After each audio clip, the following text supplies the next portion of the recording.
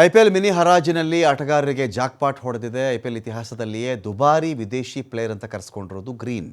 25 ಕೋಟಿ 20 ಲಕ್ಷ ರೂಪಾಯಿಗೆ KKR ಪಾಲಾಗಿರೋದು Cameron green.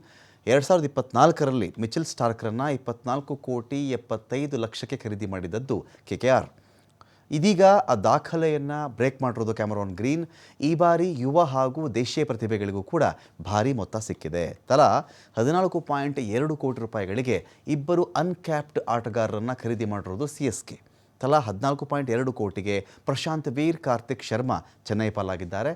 ಈ ಕಡೆ 8 ಕೋಟಿ 40 ಲಕ್ಷ ಕೊಟ್ಟು ಅಕೀಬ್ ದಾರನ್ನು ಖರೀದಿ ಮಾಡಿರೋದು ಡೆಲ್ಲಿ ಕ್ಯಾಪಿಟಲ್ಸ್. ಜಮ್ಮು ಕಾಶ್ಮೀರದ ಆಲ್ರೌಂಡರ್ ಅಕೀಬ್ ದಾರ್.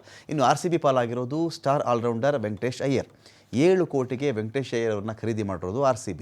2 ಕೋಟಿಗೆ ನ್ಯೂಜಿಲೆಂಡ್ ವೇಗಿ ಜೇಕಬ್ ಡಫಿಯನ್ನು ಖರೀದಿ ಮಾಡಿರೋದು ಬೆಂಗಳೂರು.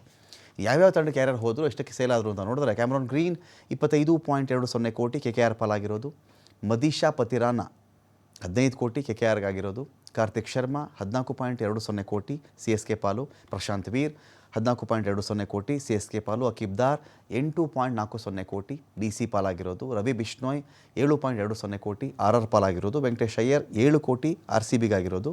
ಜೇಕಬ್ ಡಫಿ 2 ಕೋಟಿ RCBಗಾಗಿರೋದು.